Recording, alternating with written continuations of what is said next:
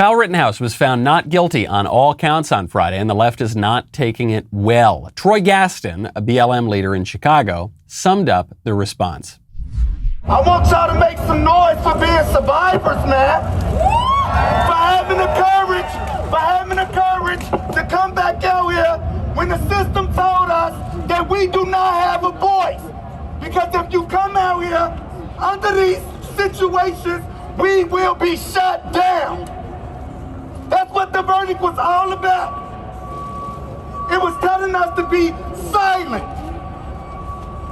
under the threat of complete violence. Say hell no! Hell no! Hell no! Hell no!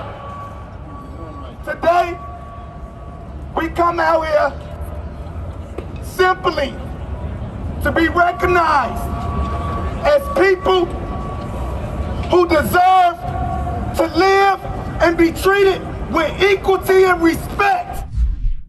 Does anybody believe that BLM is not treated with respect? That BLM is not recognized? If BLM is not treated with equality, that is only because it is given deferential treatment. BLMers get plea deals and dismissal of charges for spending 6 months looting and burning cities coast to coast. Meanwhile, horn hat wearing goofballs rot in solitary confinement for making a mess of Nancy Pelosi's office. But in this case, in the Rittenhouse case, the evidence was so weak that even a unified liberal establishment could not succeed in sending a teenager to jail for killing a serial child rapist in self-defense. So what does BLM want now? We wait for the federal government to charge Rittenhouse with first-degree murder. If you don't win at the state level, take it to the federal. If at first you don't succeed, try again. The right is celebrating a victory for the rule of law, which the persistent left is already back at work to undermine. I'm Michael Knowles. This is The Michael Knowles Show.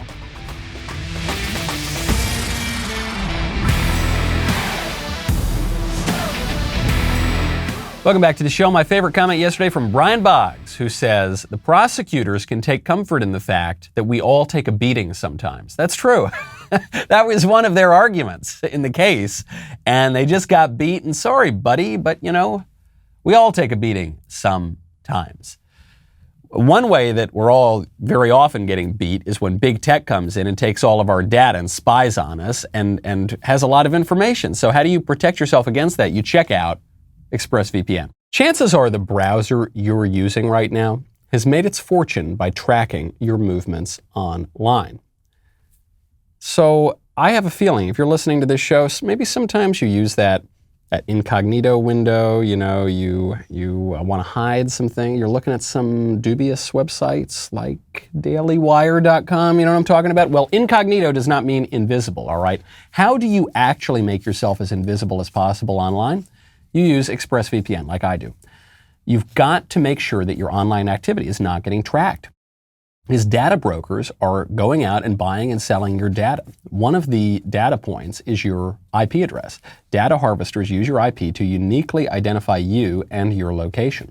But with ExpressVPN, your connection gets rerouted through an encrypted server and your IP address is masked. Best of all, ExpressVPN is super duper easy to use. One button, use it on your phone, on your tablet, on your laptop.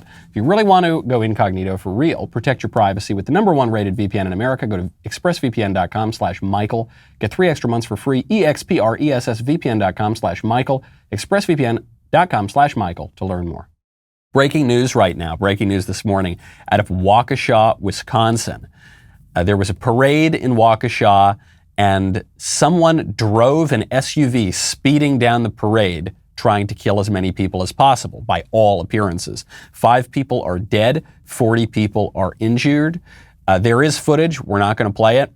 It's very difficult to watch, and I don't think there's any reason to play it. Andy Ngo, right now, who has done a great job exposing militant leftist groups, Antifa and BLM.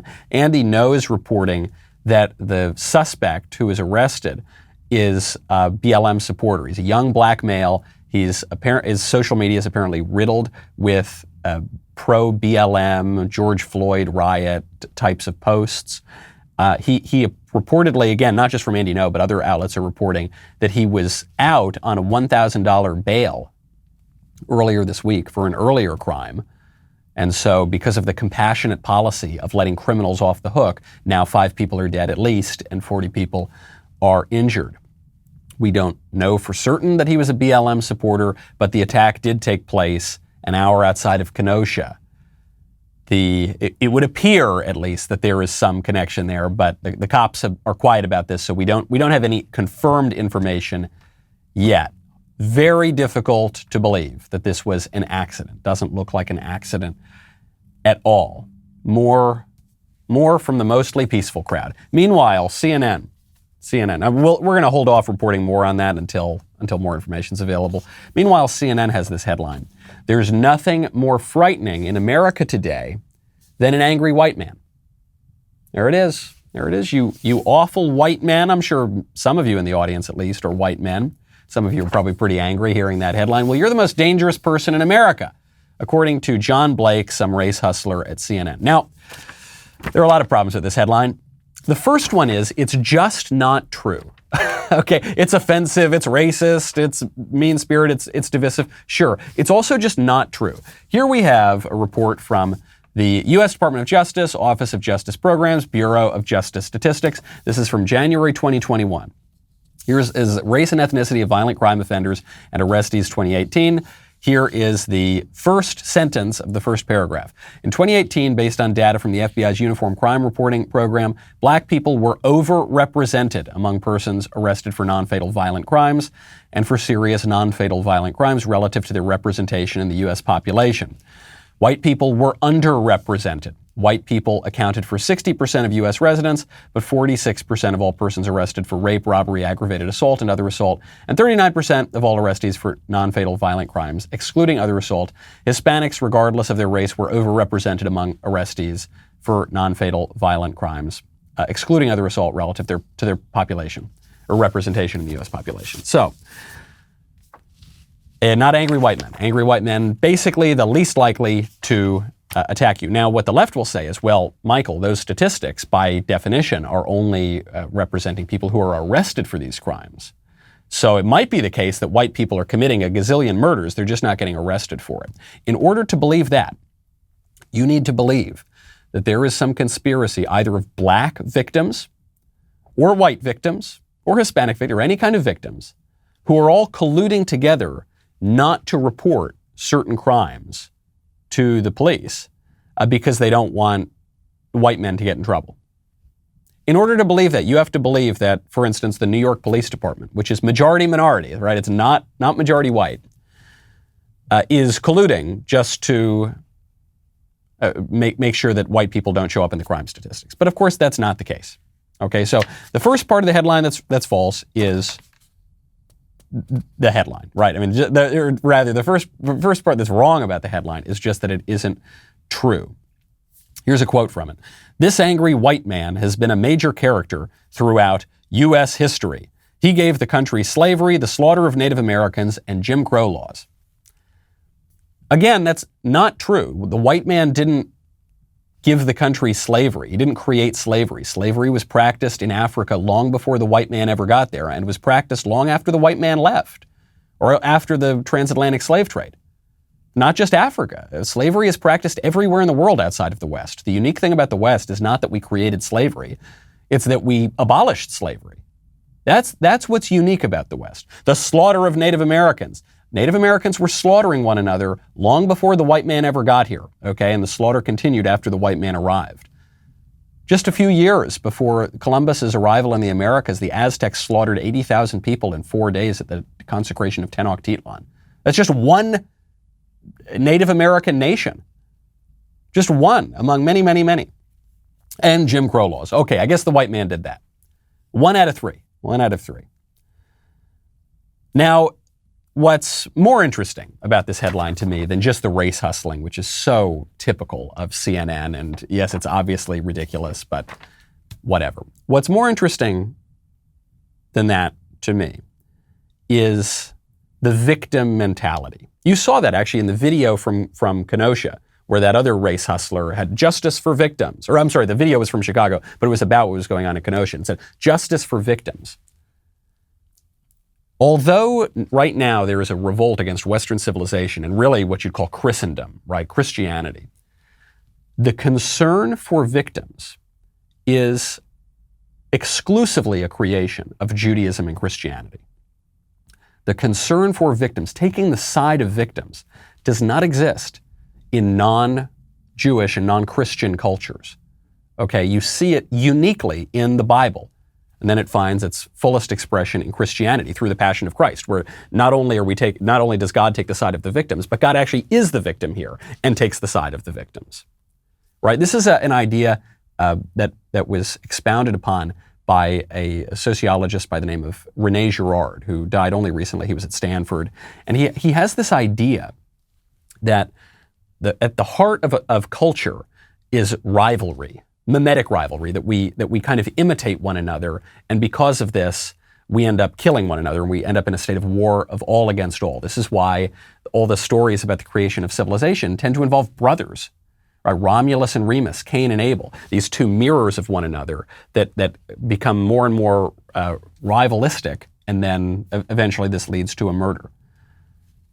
And when you take it beyond just one person against one person, you see it in scapegoating. The idea that the only way for the culture, the society to resolve all of this tension is to scapegoat someone. Literally, the scapegoat would be to put all of the evils and all of the sins onto a goat and then send the goat out into the wilderness. Or to just attack one group of people or to attack one person. And the trick about scapegoating is you never know when you're the one doing it. When you're scapegoating, you always think that you're completely justified and you're on the... We all do this. You never are aware of that. And what the left isn't aware of right now is that they are scapegoating. In the law, in the media, in the culture, they are scapegoating. The straight white male is the cause of all the evils in the world, according to them. And they think, preposterously, that they are on the side of justice. When all this political craziness, it really makes you want to have some tangible assets, which is why I would recommend you check out Acre Gold. Inflation is going through the roof.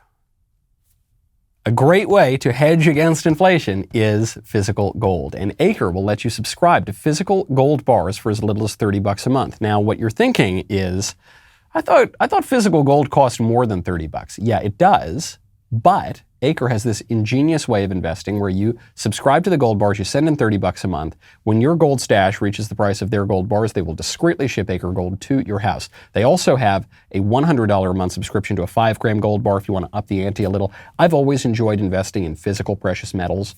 Okay, I've enjoyed investing in Acre Gold. Go check it out. Go to getacregold.com/Knowles. Knowles. Start investing in physical gold today. Make sure you go to that URL because Acre is giving away a gold bar. To qualify for the giveaway, tweet or post why you should be the recipient and mention @get_Acre. That is getacregold.com/Knowles. Knowles. Thank you, Acre Gold, for supporting the show. Nikole Hannah-Jones. She is the fabulist behind the 1619 Project at the New York Times. She's the one who pushed this now mainstream thesis that America was founded to defend slavery. It's completely without evidence. Actually, the New York Times had to admit that the central thesis was BS, but it doesn't matter. They keep promoting it anyway, and now it's made its way into schools. So for Nikole Hannah-Jones, everything, every single thing must be the fault of white people and white supremacy. So after the Rittenhouse verdict, she tweeted out, quote, "In this country, you can even kill white people and get away with it if those white people are fighting for black lives. This is the legacy of 1619. Nikole Hannah-Jones knows that she can't say that Kyle Rittenhouse killed black people because he didn't kill any black people. And the media tried to present it as though that were the case, but the only people that Kyle Rittenhouse shot were white people.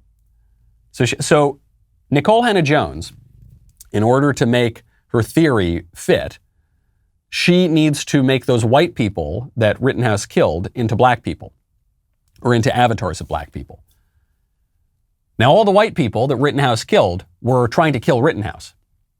Beyond that, one of the people Rittenhouse killed was a serial child rapist.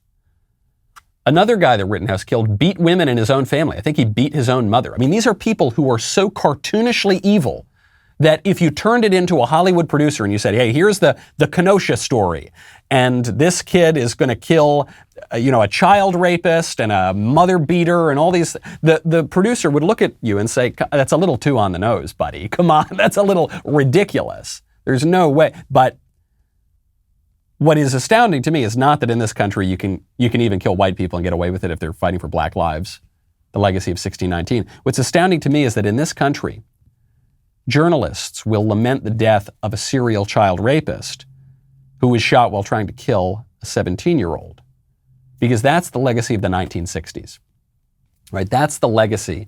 And what it comes out of, it gets back to this idea of the victim mechanism. The left wants to take the side of the victim. I want to be as charitable as I can to the left. They think they're taking the side of the victim.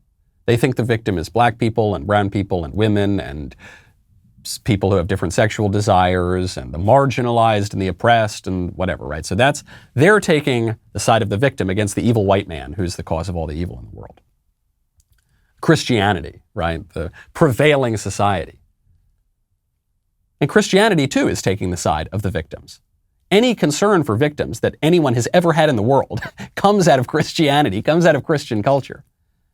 And so now you've got these two rivals. And actually, this sociologist, René Girard, makes the point that wokeism, he doesn't call it this because it was a little too early, but what he's referring to as wokeism or political correctness is a kind of mirror of Christianity. And now they too are locked in a kind of rivalry. And the problem of this, of course, is you can never see that you are the one scapegoating people. So Nicole Hannah-Jones, who is a very prominent person, she's maybe not a very intelligent person or a very serious, but she's very prominent. She can actually twist herself into a logical pretzel to say that a white kid shooting a couple of white criminals who were trying to shoot him or trying to kill him more broadly, one was trying to shoot him, that somehow that is an example of white supremacy. This is critical race theory. We talk about critical race theory, and it seems like this very nebulous concept. Everything is critical race theory, or the left says nothing is critical race theory. So Winsome Sears, who just became the lieutenant governor of Virginia, she was running along with Glenn Youngkin. Winsome Sears, a black woman herself, just went on CNN and encountered the line that we're all encountering about critical race theory. This is the official party line of CNN, namely, critical race theory is not being taught in schools. And she says that's bunk. You oppose critical race theory being taught in schools, which I should say is not part of Virginia's curriculum. You did say, though, that the good and the bad of American history should be taught, and that we should also tell viewers you're the former vice president of the Virginia Board of Education. So explain how you think race should be taught in Virginia public schools. Well, let me back up. I beg to differ that CRT is not taught. I didn't say that. I just said it's not in the curriculum, just to be clear. No. It is part of the curriculum. It's weaved in and out of the curriculum. In fact, in 2015, former governor, who was just defeated, McAuliffe, his state board of education had information on how to teach it. So it's weaved in. So, it's semantics, but it's weaved in. So love this. She won't let CNN get away with this. CNN says, beep, boop, beep, beep, boop. No critical race theory in schools, in Virginia schools. Beep, beep, beep, boop. I'm a talking head on CNN. And then the person they're talking to is the former vice president of the Virginia School Board. So she says, actually, CNN lady, you have no idea what you're talking about. And I worked in this very closely. And absolutely critical race theory is being taught in Virginia schools. And we just won an election because of that. And then the CNN lady is smart enough to know that she's not going to be able to win the point. She's not going to be able to refute that fact with Winsome Sears. So she says, well, no. I didn't say it's not being taught. I said it's not in the curriculum, which is a distinction without a difference. Even the point, the side point she's trying to make, even the retreating point she's trying to make is not true. The curriculum is the schedule of things that are taught. If something is taught, it is in the curriculum. Well, no, it's just one random teacher saying something. That's what the left might. They'll say, no, it's just some teacher going off script. No, it's not. It's being taught as a part of the program. It is in the curriculum, which is what Winsome Sears is saying. And the way the left tries to get away with this line is they say, well, there's no unit of critical race theory. It's not as though students are taught, okay, now we're going to learn about the American Revolution, and now we're going to learn about, the Enlightenment, and now we're going to learn about critical race theory, and now we're going to learn about calculus, right? That's not how it's taught. But that's not what critical race theory is. Critical race theory isn't a specific academic, it is a movement. It's not a specific academic field or unit. It is an analytical framework. So it's not taught as just one thing. Critical race theory is a lens through which you view all the other things. So no, you're not going to spend 2 weeks learning critical race theory. You're going to spend a whole school year learning critical race theory as it pertains to history, as it pertains to literature, as it pertains to economics, as it pertains to everything. And that's what Winsome Sears has to say. It's much worse. Don't let them tell you that there's no lesson on critical race theory in schools. It's much worse than that. It's in all of the lessons. Critical race theory says that everything about America is hopelessly rotten because it is all formed by white supremacy.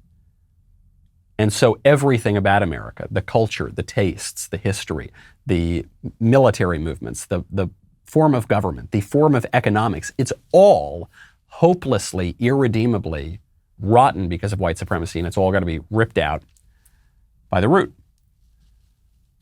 And beyond that, if you can get the left to admit that critical race theory does play some role in the education, as that CNN lady started to have to admit, the next thing they'll tell you is that you as a parent have no right to stop it. This was this was a really great weekend for dumb columns on legacy media outlets. There was a piece that went up on NBC. This is by Christina Wyman, who is the author of some new novel, and she's I guess an educator. She's at least a former middle school teacher, and she has very strong views on the role that parents should have in their kids' education. She really thinks that parents should have no role. And so she published on NBC what I think, I don't want to be hyperbolic here, it might be the dumbest thing I've ever read. And I read a lot of really, really dumb things. This might take the cake. The headline is, schools face parents who want to ban critical race theory and don't get how teaching works. So it's not that they don't get what critical race theory is. It's not that they don't get how the schools are ordering their curricula. It's that they don't get what teaching is. Subheader, an educator's top goal is to teach students to think. Parents who dictate curricula with their personal opinions, ideologies, and biases hinder that goal. Forget about teachers who imbue the curricula with their opinions, ideologies, and biases. It's the parents who have any say over what is taught. They are a threat to education. Got to watch out how these people use language. Like, for instance, a lot of times at the grocery store, ranchers will use this language, made in America or USA meat, and it won't really be that. It'll actually be meat that's imported from, say, Latin America, and then they just slap a USA label on it. Don't get tricked. Check out the Good Ranchers. Since 2015, over 100,000 independent farms and ranches in the U.S. have shut down. Why? Because foreign meat is stealing their business and robbing you of the quality and flavor that you deserve. That is why Good Ranchers is here. They exist to support local American farms and help you make great American meals. Together, they want to restore the American ranch and your meals to their former glory. Get the beef, chicken, and seafood that can't be imported or matched at goodranchers.com. Good Ranchers is here to put America first at the dinner table and the farmers that worked to raise the meat we eat. Really, really great stuff. I especially love their burgers. All their stuff is terrific. But me, their burgers, they're so juicy. They're so American. I just love them. Go to goodranchers.com/Knowles, K-N-W-L-E-S right now. Get 10 free bistro fillets. And in addition, if you subscribe, you will save $25 off of each subscription box of mouth-watering American meats for life. These boxes will show up on schedule right to your door, so you get 10 free bistro fillets, that's a $100 value, free express shipping, and $25 off your monthly subscription for life at goodranchers.com/Knowles. That's goodranchers.com/Knowles. Use code Knowles at checkout. 10 free bistro fillets, $25 off your monthly subscription for life, goodranchers.com/Knowles. Also, if you've been worrying about what you're going to get your loved ones this Christmas, I've got excellent news for you. The Daily Wire merch store is here. It is ready to be explored. Head on over to dailywire.com/shop to check out the collection of Let's Go Brandon tailgate gear and so much more. Anyone can shop at the Daily Wire store, but only Daily Wire members will get special discounts up to 20% off. Members also receive access to shop exclusive merch like the Daily Wire Leftist Tears tumbler. People have wanted to buy the tumbler standalone for a very long time. That opportunity is now here. Head on over to dailywire.com/shop. If you're not a member yet, sign up right now. Go to dailywire.com/subscribe. Enter code DW35 to get 35% off your membership. We'll be right back with a lot more.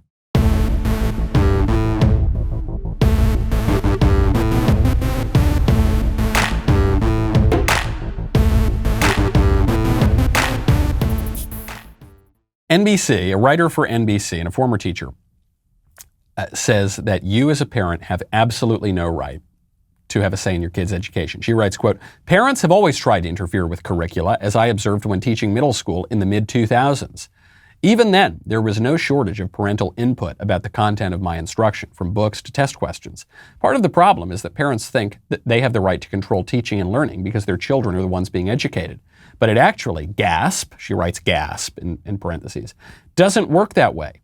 It's sort of like entering a surgical unit thinking you can interfere with an operation simply because the patient is your child." So I'm going to pause it right there. A lot of conservatives are saying this is an imprecise analogy and it's crazy to compare educating to surgery, for instance. I actually think the analogy is okay. I think it's a pretty good analogy. But the fact is, parents do have a say in their kids' medical decisions. They do. I know that the left doesn't think they do anymore. The left is saying, we're going to jab your kid with the Fauci ouchie, regardless of what you want. We're going to trans your kid. We're going to take your little boy and chop him up and make him look like a little girl, regardless of what you want, because we know what's best. But actually, believe it or not, parents do have a say in surgery. And, by the way, education is as formative, at least as formative, as surgeries are. You are shaping the way that a child will view the world. You are shaping what a child thinks about what is true and false and right and wrong and good and bad when you educate them. Certainly when you educate them for 13 years or more. So yeah, it is a lot like surgery. And the parents have a right over how their child is formed in these really, really important decisions that will shape their entire life. The woman goes on, she says, "Teaching too is a science. Unless they're licensed and certified, parents aren't qualified to make decisions about curricula. In fact, parental interference can actually hinder student advancement. An educator's primary goal is to teach students to think.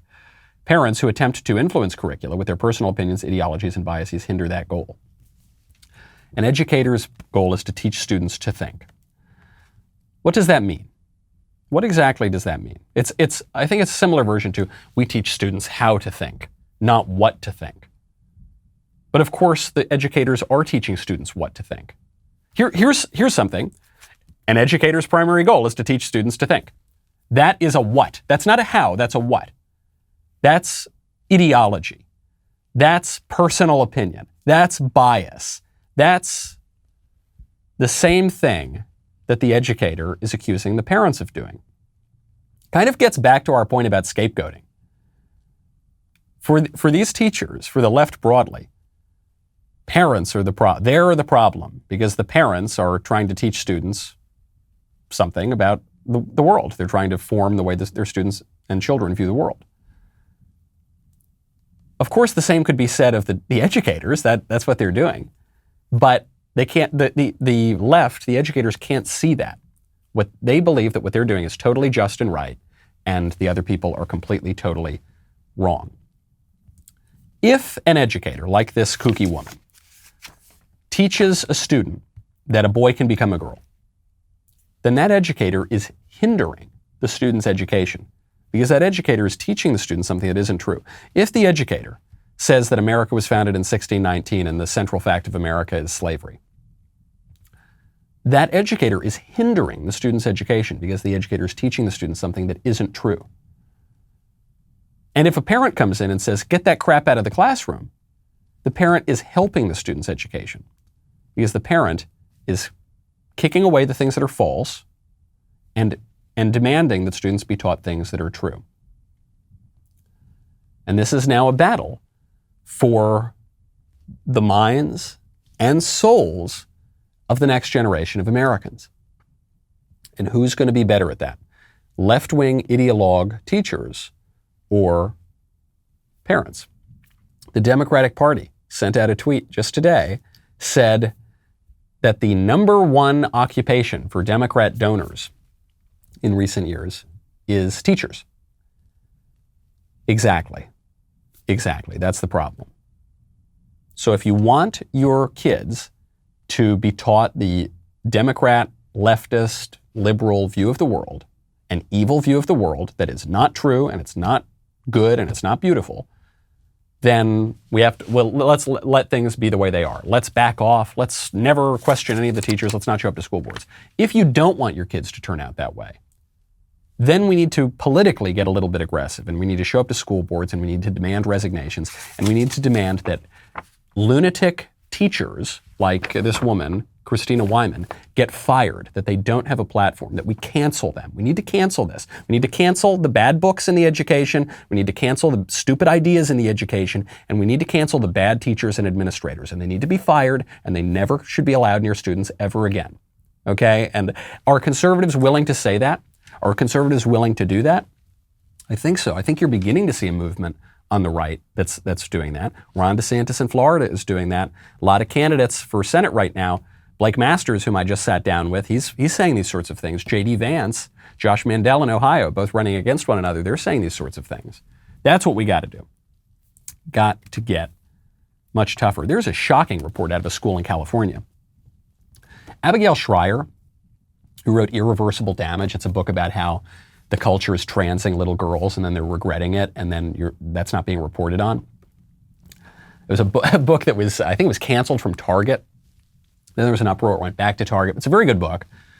Abigail Schreier revealed that at a late October meeting at a conference of California's largest teachers union, the California Teachers Association, CTA, documents show that teachers were encouraged to recruit students into LGBT clubs, to urge them to, quote, have the courage to create a safe environment that fosters bravery to explore sexual orientation.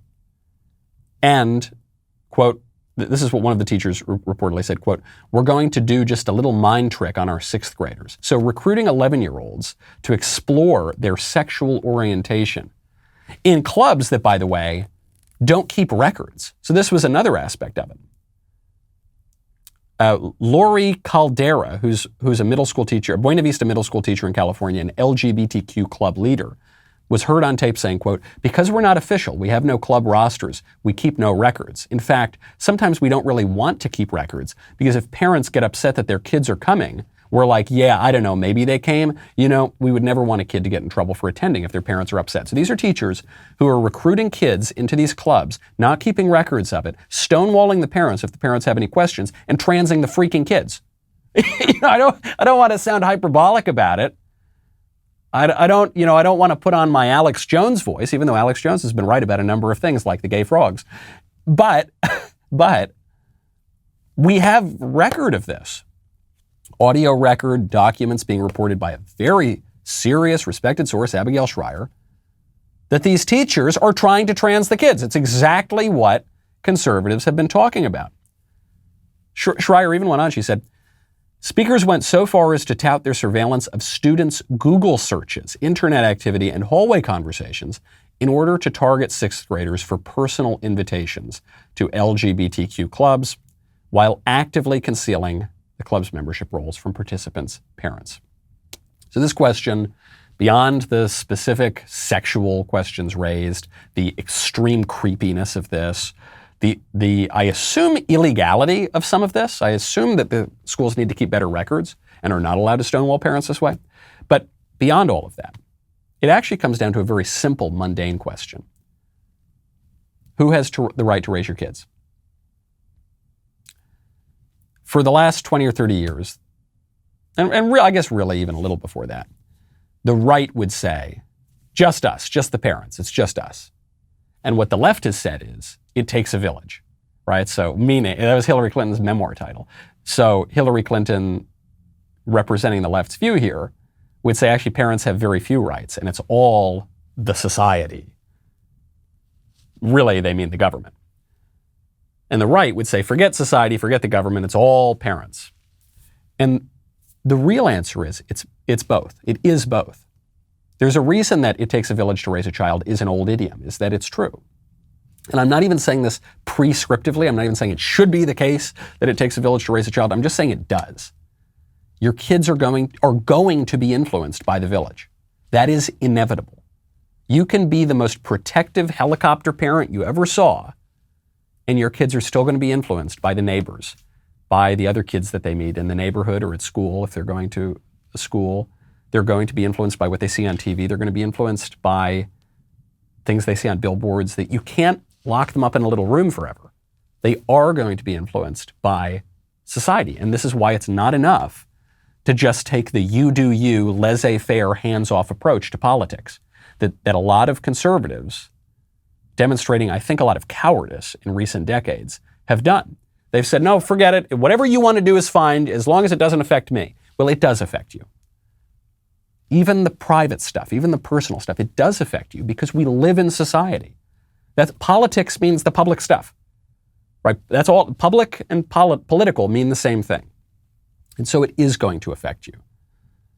And to some degree, your kid is going to be raised by the village, and to some degree, the kid is going to be raised by you. And it is up to us asserting our political rights to decide exactly what that balance is. If these lunatics at NBC and in the California teachers unions and in the Democratic Party have their way, the parents are going to have no rights whatsoever. And the village that raises the kids is going to be a radical leftist village that fills your kids' heads with insane racial and sexual views. We can't let them do that. And we need to recognize that because the village does have a say, we need to assert our political rights. Not just, politics is downstream of culture. I'm just going to work on myself and look at the man in the mirror. You got to do that too. But you got to show up to that school board. You got to show up to the elections. You got to fire these bad teachers. You got to kick the pornography out of schools. You got to kick the 1619 Project out of schools. But I repeat myself, frankly. So not quite obscene in the same way that pornography is, but it is obscenely anti-historical. It is obscenely anti-American. It's obscenely false. You've got to assert your political power. Speaking of political rights, there is a cop who got fired for donating to Kyle Rittenhouse. Lieutenant William Kelly from the Norfolk Police Department was fired because he made a $25 anonymous donation to Kyle Rittenhouse's legal defense. Was going to do it on GoFundMe. GoFundMe barred donations to Kyle Rittenhouse's legal defense because GoFundMe is a far-left organization that targets conservatives. So then there was another one. It was Give, Send, Go was the more conservative version of it. This cop gives $25 to this kid's legal defense. Hackers obtained Kelly's name and address, email address, gave it to The Guardian, a left-wing paper. The Guardian ran a story. Kelly got fired because the police chief, Larry Boone, suggested that he lose his job. Larry Boone, the police chief, the Norfolk police chief, was a supporter of BLM. He attended a BLM protest fully uniformed last May. And he said, no, this cop gave $25 to Kyle Rittenhouse, he's got to be fired. And the city manager accepted that recommendation. Kyle Rittenhouse was vindicated. Kyle Rittenhouse did nothing wrong. The court of law determined that. He acted in self-defense. This man should never have been fired. Frankly, I think the police chief probably should have been fired for showing up to the BLM protest, because BLM is a terrorist organization. What I would do, if I were a constituent, if I lived in Norfolk, Virginia, what I would do, I'd probably call up that Norfolk, Virginia Police Department. I would probably ask to speak to Police Chief Larry Boone, and I would probably demand that he be reinstated. And furthermore, if I were a constituent in Norfolk, Virginia, I would probably demand that the police chief here, Larry Boone, lose his job. What I would demand is the opposite of what actually happened. Because the media narrative, we were told, is that Kyle Rittenhouse was a terrorist, domestic, violent, white supremacist, whatever stupid slogan you want to hear. And he killed peaceful protesters. And that isn't true. It turned out the opposite was true. And so instead of Lieutenant William Kelly losing his job and Larry Boone getting to laugh about it, I think probably the opposite should be true. I think Police Chief Larry Boone should lose his job. I think people ought to probably call that police department and demand the reinstatement of Lieutenant William Kelly. That's just what I would do if I were a constituent of Norfolk, Virginia. Though unlike my colleague Matt Walsh, I am not a trans Virginian. The Kyle Rittenhouse case was so clear. After we saw the evidence, after the media narrative went away, it was so clear that even people on CNN are beginning to admit it. During the Tweedledee Tweedledum handoff between Chris Cuomo and Don Lemon, these two fellas even managed to admit that the verdict was right.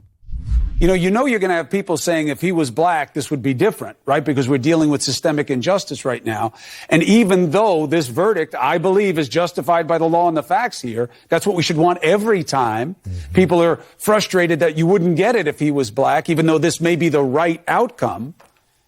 But at the same time you're doing that, you're going to have him be weaponized by one of the most toxic people and outfits in our society? Well, so therefore, when that judge said this, when he, dressed down the prosecution did a lot of things wrong, right? I mean, this really rests on But they them. had a hard case. They had a hard case, here. but they didn't do a good job even with a hard case. I mean, that's obvious to see.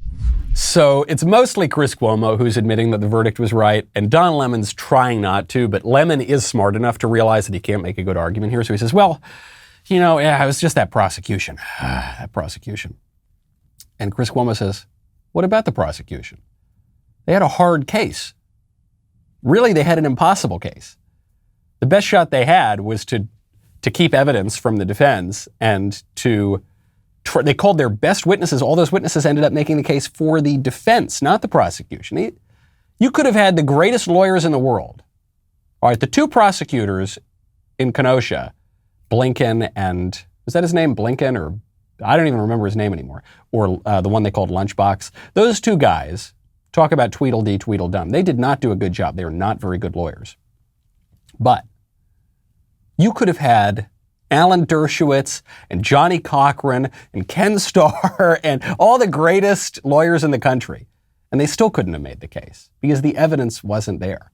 That's the point Chris Cuomo was making. Now, why are these gentlemen on CNN making this point right now? Is it because they have integrity? Maybe. I don't want to say certainly that they don't have integrity. Cuomo and Lemon, both in earlier eras, have been more balanced than they are now. They're probably just getting a call from the head of CNN saying you got to be more leftist and combative. Didn't Chris Cuomo, he got caught on that audio just some months ago saying he hates his job and he feels like a hack and all this. So maybe it's that. I suspect the reason that they're coming out now and saying, the verdict was probably right, and hey, look, whatever, it's okay, it's all good, is because they know that their network spent a lot of time spreading a lot of lies and slander and libel about Kyle Rittenhouse. It's not just CNN, it's NBC and the Washington Post and the New York Times and all of them. And I think they remember Nick Sandmann. You remember Nick Sandmann? He was that kid wearing the MAGA hat when the Native American lunatic started banging a drum in his face and the black supremacists were screaming slurs at them. And he smiled, and after smiling, all the media outlets called him a white supremacist and all that. Do you remember what happened after that? Oh, yeah, Nick Sandmann shook them all down for a ton of money. We don't know the exact number because there were non-disclosures there, but Nick Sandmann made a lot of money off those guys. And I think CNN is trying to cover its derriere.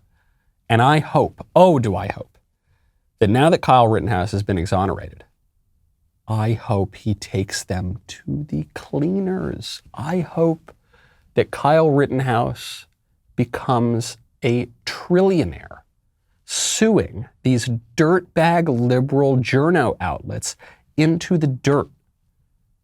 I hope that Kyle Rittenhouse and Nick Sandmann have to split time owning these various outlets, like divorced parents. I hope it's like, okay, Kyle, you can have CNN on the weekends, but Nick, I want to have CNN during the week. And then maybe for the summers, I want it to be unambiguous.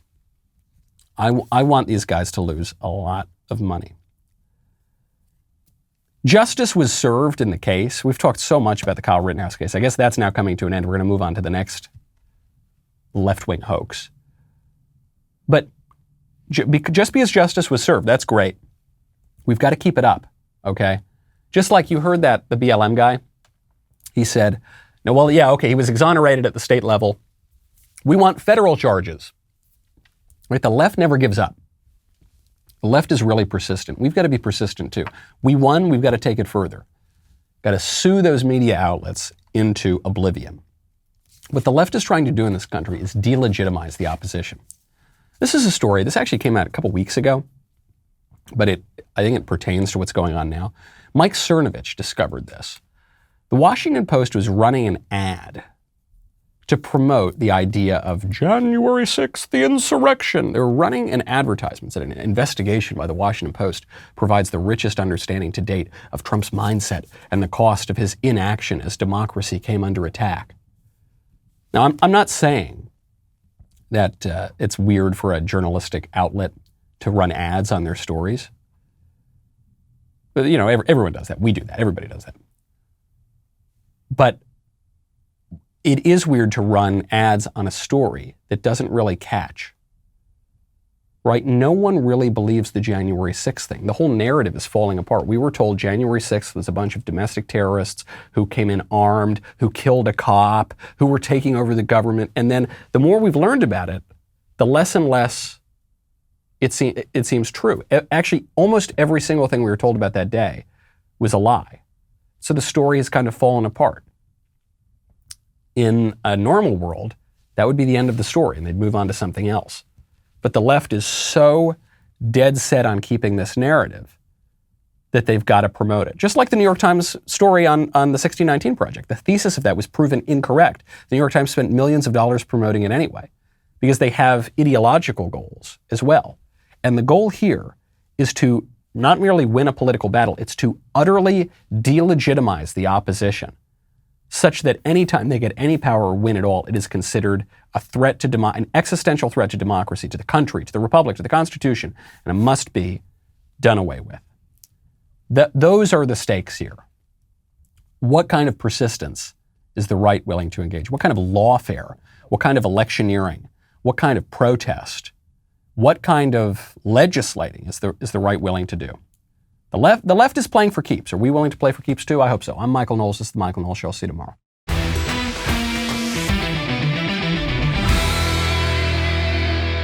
The Michael Knowles Show is produced by Ben Davies. Executive producer, Jeremy Boring. Our technical director is Austin Stevens. Supervising producer, Mathis Glover. Production manager, Pavel Vidovsky. Editor and associate producer, Danny D'Amico. Associate producer, Justine Turley. Audio mixer, Mike Coromina. And hair and makeup by Cherokee Hart. The Michael Knowles Show is a Daily Wire production. Copyright Daily Wire 2021. On the Matt Walsh Show, we talk about the things that matter, real issues that affect you, your family, our country, not just politics, but culture, faith, current events, all the fundamentals. If they matter to you, come check out the show.